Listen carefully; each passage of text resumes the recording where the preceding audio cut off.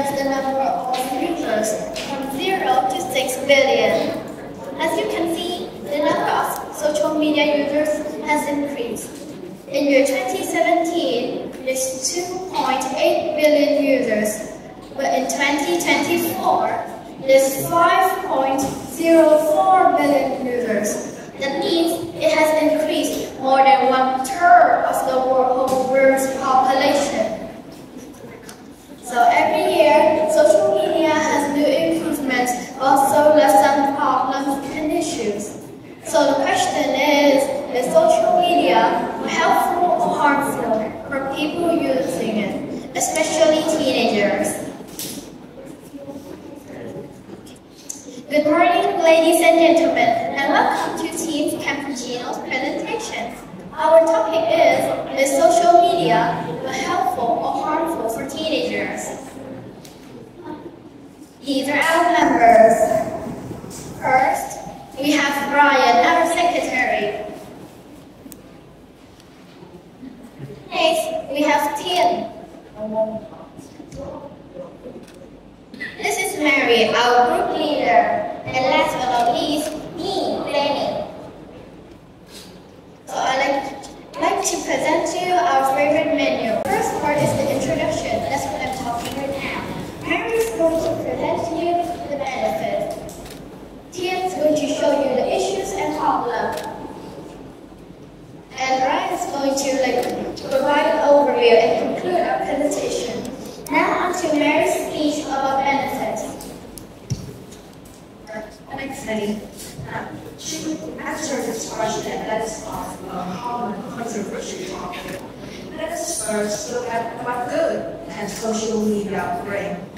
Teenagers rely on social media for a variety of manners and identify the main purposes as first, entertainment, but teenagers can surf the web, watch entertaining or informing videos, read interesting stories, engage in discussions, or otherwise enjoy quality or congenial content. All this is a method for teenagers to relax and find enjoyment while working or studying. And the second most vital part is the connection that it can foster with the world. They can access news through various official and unofficial sources, such as in Vietnam, official news platforms include the Vietnamese BBC News, Thiên Express, WeChat News, Truyền Dân, or People's Television on YouTube and Facebook. And all of this can help teenagers to keep in touch with local and global happenings. Other than news, there's the matter of other content. Teenagers can view experiences and also original creative content, i.e. films, stories, music, and art. This is a surprisingly informational process, and they can discover things such as views, fights, and experiences, such as discovering new cultures, new worldviews, accomplishments, experiences of other people, and discovering more things about the world and themselves in their progress. In the matter of original creative content, a study conducted in Wales in 2024 indicated that over 1,500 teenagers aged up to 18 consider social media to be a primary creative outlet. This means that a lot of teenagers rely on it to post their art and also many forms of their art online. I personally use social media to post my art online, and I can confidently say that I would not have pursued a passion in art, nor would I have improved so much if it had not been for the constant criticism, appraisal, feedback, and camaraderie that I have received online from artists and art enjoyers alike. And moreover, these can help teenagers develop a sense of confidence and independence, as well as improving in their respective traits and discovering more information and ways to express themselves, all relevant into growth quickening pace. And that is why social media is decidedly helpful. But it's not just all good sides and benefits. And Thiên will present to you the other side of social media. So social media can be harmful to teenagers if it is used the wrong way. First, their safety could be affected. For example, they may get involved in grooming and cyberbullying. Furthermore, cyberbullying is very common and without proper actions can lead to several mental health problems such as depression and self-esteem problems. Not only that, their private information might get leaked and it could be used to scam them for money. Not only could their safety be affected, their well-being could also be disturbed. According to a study conducted by UNICEF in 2022, 82% of 12-13 years old and 93% of 14-15 years old use the internet for 5 to 7 hours per day. That excessive use of social media can cause eye strain as teenagers are affected by the blue light more often. Additionally, teenagers risk having bad posture and obesity as using too much social media can contribute to a sedentary lifestyle. Shorts and reels have been reported to reduce the user's attention span. This can make it harder for teenagers to concentrate and focus in class, which can lower their academic performance. My friend used to surf on TikTok and Facebook hours on end, and since then, his grade dropped drastically.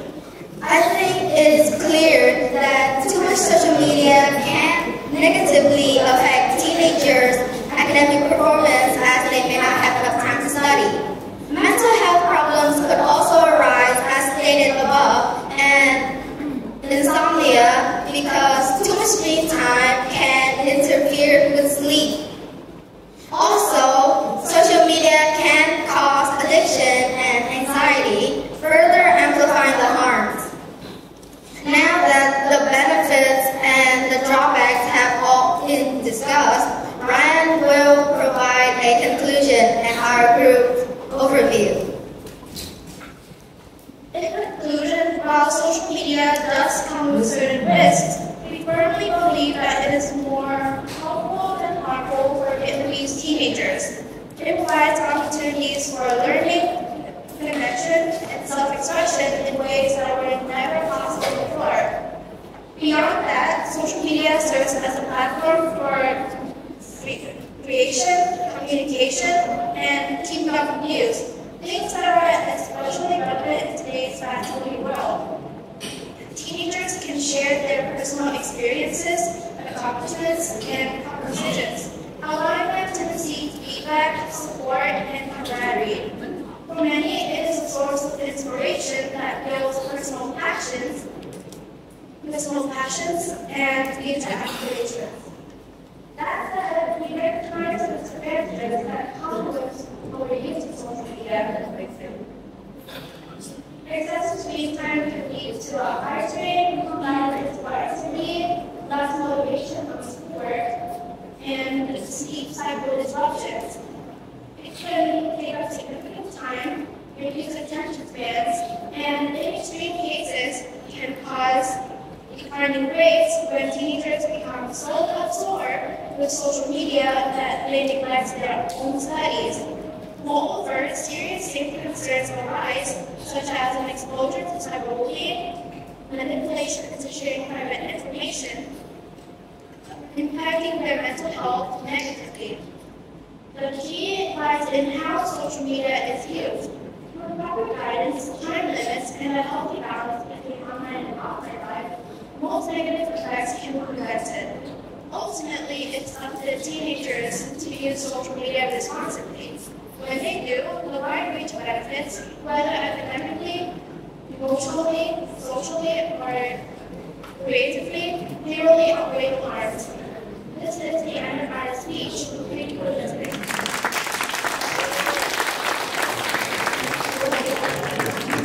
Hi team, thank you for your very interesting presentation. Now, as you have mentioned, there are some negative effects of social media, for example, lower self-esteem, scamming, or bullying. I would like to hear some personal stories from you about how you yourself have tried to, be more aware of the negative side effects, or how your families have helped you mitigate the negative effects. So the stories could come from anyone in your team.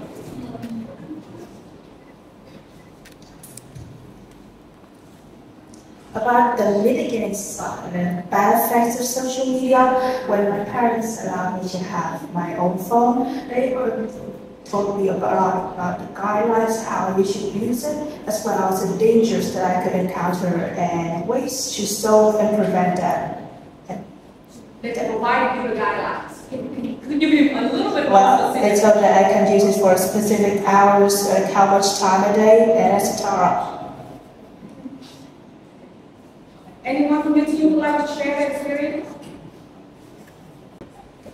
I guess nobody does. Let's dig a little bit deeper into the problem of lower self-esteem. I believe you mentioned that, right? Because when we use social media, we also tend to compare ourselves with others. We look at how people are really high achievers, or they have accomplished great things in their lives, they travel around the world, they post all of that on social media. So do you yourself also compare yourselves to your friends? And do you think that is good, or that is normal, or that's a problem that we should try to do something about? I think that is something that is quite inevitable, but it doesn't mean that it's rational. The thing is, comparing myself with others and feeling envy is quite a normal emotion. And social media, comparing to people to oneself in social media is a symptom rather than the cause of these problems. And I say that it's alright as long as you understand that what you see on social media does not necessarily stick with real life. And people can be very different on the screen and off screen. All right, thank you.